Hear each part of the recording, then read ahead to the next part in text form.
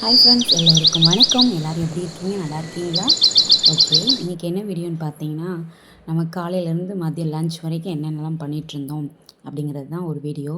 காலையில் எழுந்திரிச்சோடனே ஒரு சுட சுட ஒரு டீ வச்சாச்சு இன்றைக்கி. எனக்கு கொஞ்சம் தலை வலிச்சதுனால இஞ்சி டீ போட்டாச்சு. இஞ்சி டீ போட்டு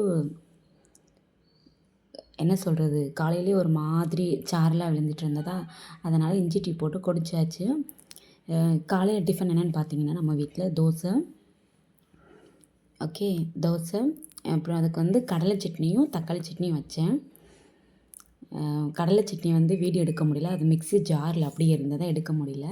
இது வந்து தக்காளி சட்னி என்னோடய பையனுக்கு ரொம்ப பிடிக்கும்னால தக்காளி சட்னி வச்சேன். இன்றைக்கி ஒரு உருண்டை குழம்பு செய்யலாமா?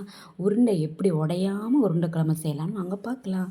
ஒரு பாத்திரத்தை அடுப்பில் வச்சுட்டு அந்த கேப்பில் பார்த்திங்கன்னா, அந்த சைடு சாதம் வெந்துட்டுருக்கும்போது வெண்டைக்காய் பொரியல் செஞ்சிட்ருக்கும்போதே சிலிண்டர் ஆஃப் ஆகிடுச்சுங்க. அப்புறம் என்ன பண்ணுறது, நமக்கு இருக்கவே இருக்குது இண்டக்ஷன் ஸ்டவ் அப்படின்ற மாதிரி அதில் தூக்கி மாற்றியாச்சு.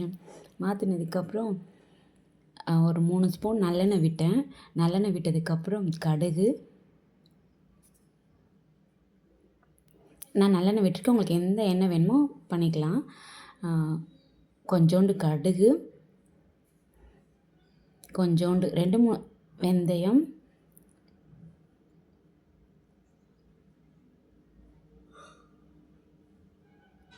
ரெண்டு 3 வெந்தயம் மட்டும்தான் போடணும், ரொம்ப போட வேணாம். அதுக்கப்புறம் நம்ம வெட்டி வச்சுருக்க வெள்ளைப்பூடு, வெங்காயம், கருவேப்பிலை இதையும் தாளிச்சிக்கலாம். ஏன்னா இது நம்ம அது என்னது பருப்பு உருண்டை குழம்பு செய்கிறோம்ல, அதனால் ஒரு 2 வெள்ளைப்பூடு மட்டும் சின்னதாக பொடிசா நறுக்கி போட்டிருக்கேன். இது நல்லா கொஞ்சம் லைட்டாக வதங்கினதுக்கப்புறம் ஒரு 3 குட்டி சைஸ் தக்காளி வச்சுருந்தேன், அதையும் வதக்கிக்கிறேன். வதக்கிறதுக்காக கொஞ்சோண்டு உப்பு போட்டுக்கிறேன். உப்பு போட்டு வதக்கினோடனே நல்லா வதங்கிடும். உப்பு போட்டு வதக்கியாச்சு.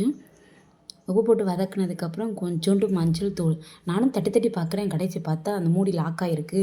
பின்ன என்ன பண்ணுறது, மறுபடியும் ஓப்பன் பண்ணி ஒரு 1/2 டீஸ்பூன் வந்து மஞ்சள் தூள் போட்டாச்சு. மஞ்சள் தூள் போட்டதுக்கப்புறம் நல்லா வதக்கி விடணும். எனக்கு பேக் சைடில் வந்து ஆப்போசிட் சைடில் வந்து என்ன சொல்கிறது, வெளிச்சம் இருக்கிறதுனால சரியாக கேமராவில் இது என்ன சொல்கிறது ரொம்ப கிளியராக தெரியல.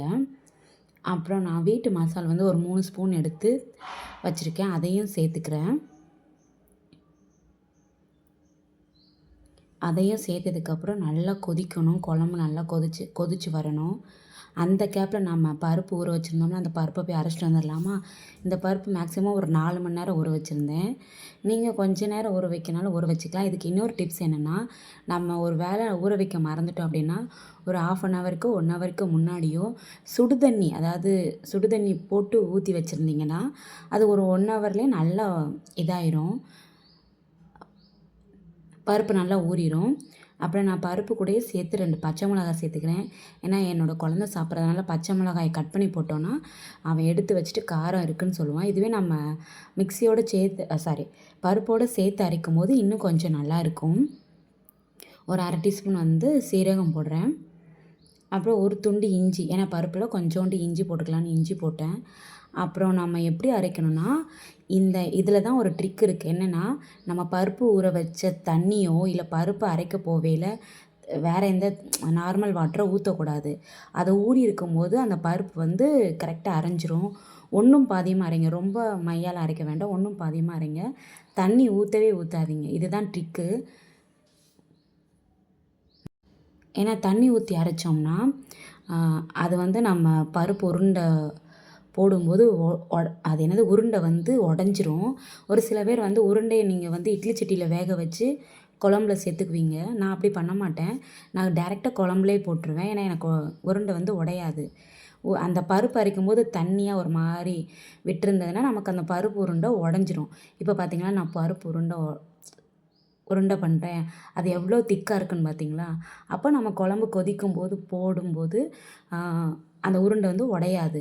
அதே மாதிரி நம்ம உருண்டை போடும்போது அடுப்பு சிம்மில் கண்டிப்பாக இருக்கணும். ரொம்ப ஹை ஃப்ளேமில் வைக்காதீங்க.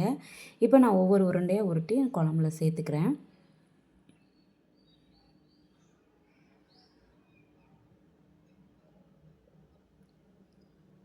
இதில் தேங்காய் அரைச்சி ஊற்றியும் வைக்கலாம். நான் இன்றைக்கி தேங்காய் அரைச்சி ஊற்றாம தான் நான் வைக்கிறேன். ஓகே, சரி, பருப்பு உருண்டை போட்டதுக்கப்புறம் ஒரு 10 நிமிஷம் கழித்து வந்து பார்க்கலாம். அந்த பருப்பு உருண்டை எப்படி வெந்திருக்குன்னு பார்த்தீங்களா? ஒரு உருண்டை கூட உடஞ்சிருக்காது. ஏன்னா அந்த பருப்பில் வந்து நம்ம தண்ணி எதுவும் விடாமல் அப்படியே போட்டு நம்ம ஒன்றும் பாதியுமா அரைச்சிருக்கோம். அதனால தான் அந்த பருப்பு உருண்டை வந்து உடையாமல் இருக்குது. நீங்களும் இந்த இதை மாதிரி ட்ரை பண்ணி பாருங்கள். சூப்பராக இருக்கும். குழம்பு வேறு லெவலில் இருந்தது. அப்புறம் என்ன லஞ்சுன்னு பார்த்துடலாமா?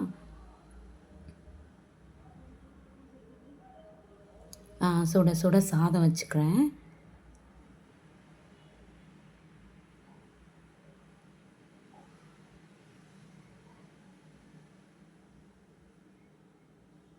அப்புறம் நம்ம வச்ச பருப்பு உருண்டை குழம்பு அதையும் நம்ம ஊற்றிக்கலாம்.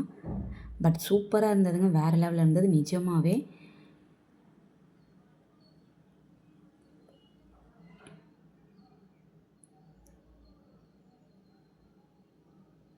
இதில் தேங்காய் அரைச்சி ஊற்றினாலும் இன்னும் சூப்பராக இருக்கும்.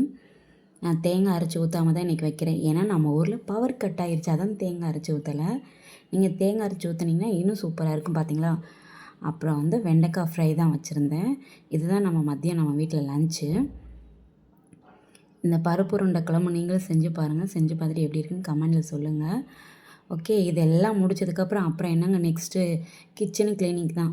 எல்லாமே எனக்கு வேலை முடிஞ்சோடனே கிச்சன் பார்க்கும்போது அழகாக இருக்கணும். கிச்சனில் அவ்வளோ சுத்தமாக வச்சுருக்கணும். நான் எல்லா வேலையும் முடிச்சதுக்கப்புறம் கிச்சனை க்ளீன் பண்ண ஸ்டார்ட் பண்ணிட்டேன். அங்கே பார்த்துட்டு இருந்தேன், லைட்டாக சாரல் வேறு விழ ஆரம்பிச்சிருந்ததா, பார்க்கவே செம்மையாக இருந்த கிளைமேட் பார்க்கும்போது. அடுப்பெல்லாம் துடைச்சிட்டு எல்லாமே சிங்கில் ஒரு பாத்திரம் எல்லாமே விளக்கிட்டு வந்துட்டேன். அப்புறம் பார்த்தா ரொம்ப சத்தம் கேட்டது. என்னென்னு அடுத்த ரூமில் போய் பார்த்தேன். அடுத்த பெட்ரூமில் போய் பார்த்தேன்னா, எட்டி பார்த்தா அங்கே நல்லா ஜன்னலில் கிளியராக தெரியும். அங்கே போய் பார்த்தா ரொம்ப மழை பெஞ்சிட்டு இருந்தது. ஓகே, பாய், தேங்க்யூ.